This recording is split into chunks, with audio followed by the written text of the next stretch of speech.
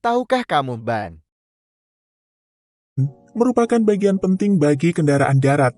Peranti yang menutupi velg suatu roda ini bermanfaat diantaranya sebagai penyangga mobil, meredam guncangan akibat jalan yang tidak rata, memindahkan tenaga mesin ke jalan, dan yang tak kalah penting adalah mengontrol arah laju mobil.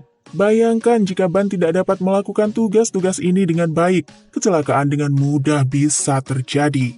Mengingat pentingnya tugas ban, proses pembuatannya pun tidak mudah, termasuk proses perancangan, pemilihan bahan baku, dan sebagainya, hingga ban tersebut siap dipakai melintasi jalan.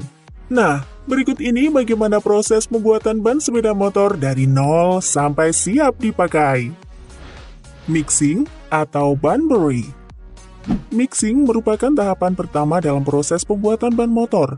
Berbagai bahan seperti karet alam, karet sintetik, bahan kimia, karbon hitam, dan minyak tertentu ditimbang sesuai dengan berat yang ditentukan pada spesifikasi produk yang ingin dibentuk. Lalu, diaduk menjadi satu pada suhu sekitar 100 derajat Celcius. Bentuk campuran ini menyerupai adonan kue yang sangat kental. Untuk mengaduk adonan karet ini dibutuhkan mesin mixer yang sangat kuat. Misalnya, mixer milik pabrik ban AP Tires yang konsumsi listriknya hanya 1.500.000 watt.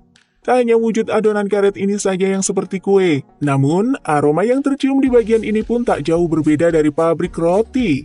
Suhu udara di areal mixing ini cukup panas, sekitar 38 derajat Celcius. Hasil dari proses mixing adalah kompon yang masih empuk berbentuk lembaran seed gum. Sebelum kompon tersebut disusun pada rak, terlebih dahulu melewati proses pendinginan dan diberi cairan adhesif agar kompon tersebut tidak lengket setelah tersusun. Berbagai komposisi dibuat untuk dijadikan bagian-bagian ban yang berbeda seperti dinding ban, telapak ban, inner liner, bit, body ply atau benang yang dilapisi kompon, dan big ring penghubung antara pelek dengan ban. Extruding. Pada tahap kedua ini, adonan hasil mixing tadi dibuat menjadi tread dan sidewall. Tread merupakan lapisan terluar yang menapak langsung ke jalan. Bahan ini dituntut memiliki tingkat keausan yang kecil, namun tetap empuk. Sedangkan sidewall merupakan bagian dinding ban yang dibuat dari kompon khusus sehingga tahan terhadap benturan samping, namun tetap empuk sehingga berfungsi juga sebagai suspensi. Sidewall ini sangat berpengaruh terhadap keempukan sebuah ban. Calender.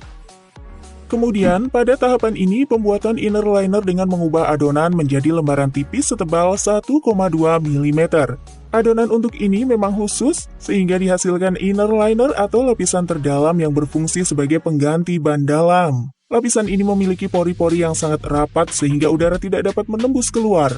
Selain inner liner, pada seksi kalender ini juga dibuat lapisan lain seperti belt layer dan ply coat dengan membuat lembaran seperti anyaman benang polister yang dibuat silang untuk menambah kekuatan. Bead. Sementara proses kalender berjalan, di bagian lain ada pembuatan bead wire, yaitu melapisi kawat baja dengan karet. Proses ini berjalan otomatis dan begitu keluar dari mesin, bead wire sudah berbentuk lingkaran sesuai dengan ukuran rim. Cutting.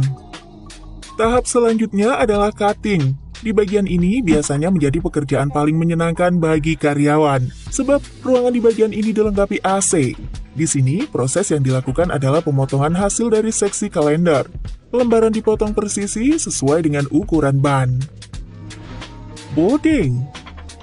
Masih di ruang ber-AC, di sini hasil dari seksi-seksi sebelumnya disatukan. Meski prosesnya menggunakan mesin secara otomatis, namun masih diperlukan bantuan manusia. Tidak mungkin proses molding bisa dilakukan mesin secara keseluruhan. Dari mesin ini, dihasilkan ban utuh namun masih mentah. Bentuknya menggembung seperti donat, tanpa kembangan di bagian luar. Jika diperhatikan, permukaannya seperti ban slick.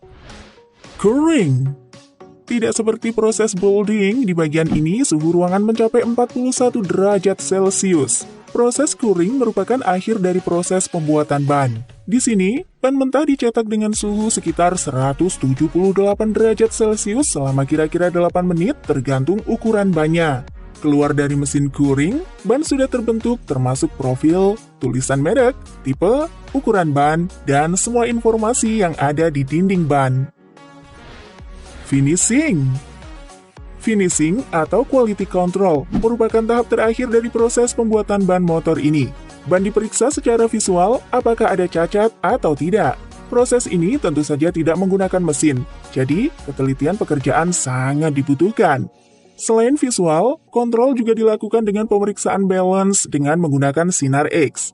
Ban tidak mungkin bisa 100% balance seperti pelek, namun ada batasannya. Jika melebihi batas, berarti ada kesalahan pada proses produksi. Jika lolos quality control, ban akan disimpan di gudang penyimpanan dan siap untuk didistribusikan. Jika tidak lolos, ban akan di-scrap atau dihancurkan sesuai standar prosedur yang berlaku. Sekian informasi mengenai proses pembuatan ban. Semoga bermanfaat ya. See you next video.